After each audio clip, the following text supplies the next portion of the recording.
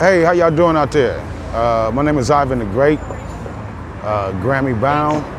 Some of you locally know me from Crenshaw as Sock Man, but I'm actually a hip hop pioneer. 1986, I purchased a 808 drum machine and a 4-track recorder. XBX90 for my voice, microphone, and a Roland synthesizer. And during the time when all the DJs were sampling for rappers and using other people's music to make rap songs, I started making original beats. Eventually, I would submit the music to Macola Records, and after submitting the music to Macola Records, it would be about 5 years before they would even consider the sound, and eventually they would call me around 89 or 91. That was around the time they set up a meeting. They asked me could I be there at 11 o'clock. I was there at 11 o'clock. They set up a meeting. The meeting was with myself, them, Macola Records, and Dr. Dre. Dr. Dre was a notable man in the industry working with NWA at the time, so I assume that was the reason why they chose him to work with me as an artist. But I would eventually walk out on a record deal. It would take Dr. Dre another 5 years to produce the music that I walked out on. Dr. Dre would need 3 things to make this thing work. First, he would need a record label that was willing to take stolen music. Then he would need a beat maker that was able to imitate me on the beats. Then he would need a rapper that was able to come close to me as a rapper. So nonetheless, he found Snoop. By the time they released my brand of rap, Easy was already dead, Pac was already dead, Biggie was already dead. So they would formulate Death Row. California Love would be the opening track for that, for my music, but then they would go on from there. The search would be on for beat makers. Anybody who could make a beat like Ivan Law, there was a reward for $10,000 a beat. It didn't matter as long as it was good timing. The first sound that Dre had was what we know as pop with hip hop. They asked Snoop a question in his documentary. They said, Snoop, you and Dre were the first to put pop with hip hop. Snoop said, no, pop and hip hop came to us. It was at Macola Records that pop and hip hop was introduced to Dr. Dre by myself, Ivan Law, at Macola Records. I walked out of my record deal.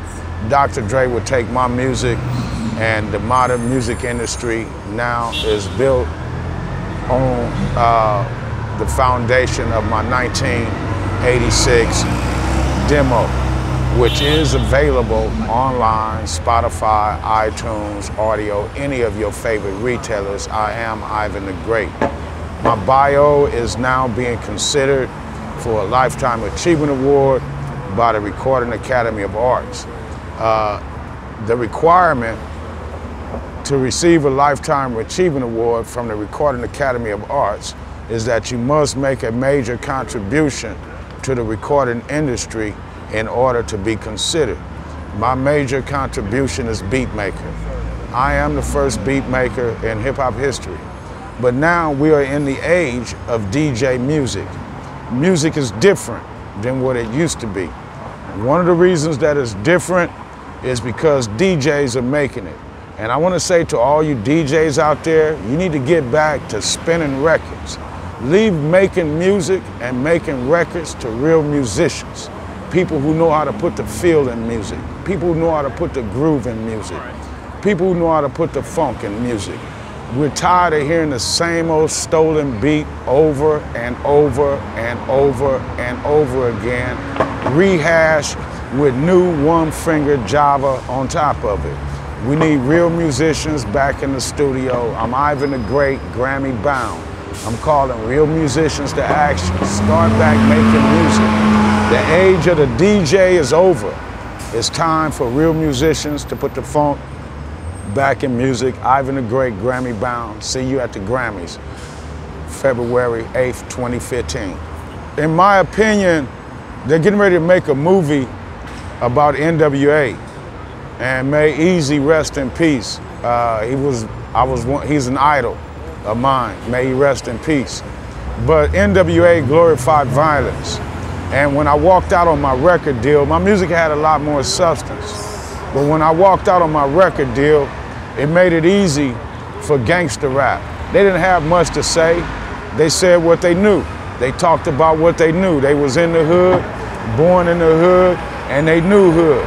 And so they put, when they formulated their records and they made they wrote their lines, their raps, it was hood. And those are the things they wrote about, the things that they saw, the things that they heard, and the things that they did.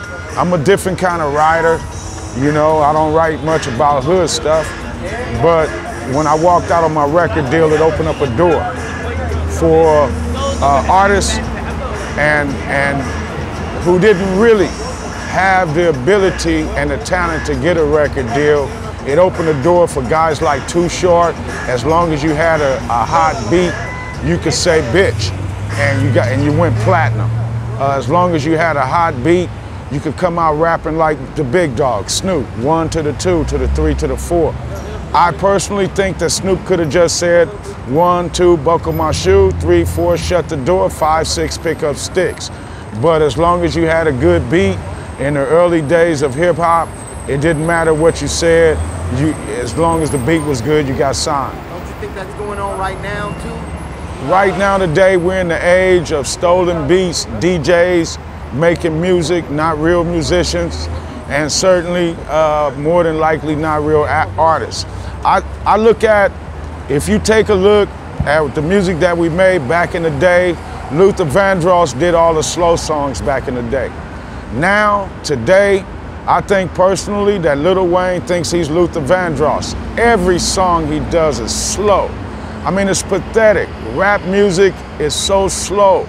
It's just a drag beat, slow. No tempo, no groove, nothing in it upbeat about it. It's because they're not real artists and they can't rap on real tempo. If you give them a Michael Jackson tempo, they'll stumble over their words. They'll be stumbling, bumbling. I'm not gonna call anybody names. But they gave DJ Quik a chance to make a beat live on Arsenio. When DJ Quik made his beat live on Arsenio, Arsenio said, that's a slow motion beat. And DJ Quik, you my boy, we met. But you went off tempo on it. I'm the real beat maker. Leave beat making to musicians. Leave making records and music to musicians. DJs, do your job, what you was born to do. Spin music. Quit stealing our beats and start spinning our records.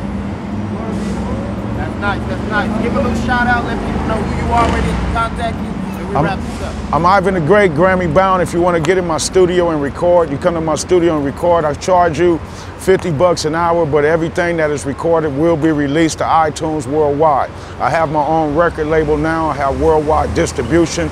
Anything I write goes out. You can get all my music on iTunes, Spotify, any of your favorite retailers. Google me, Ivan the Great, Grammy Bound. Fan me on Facebook. Follow me on Twitter.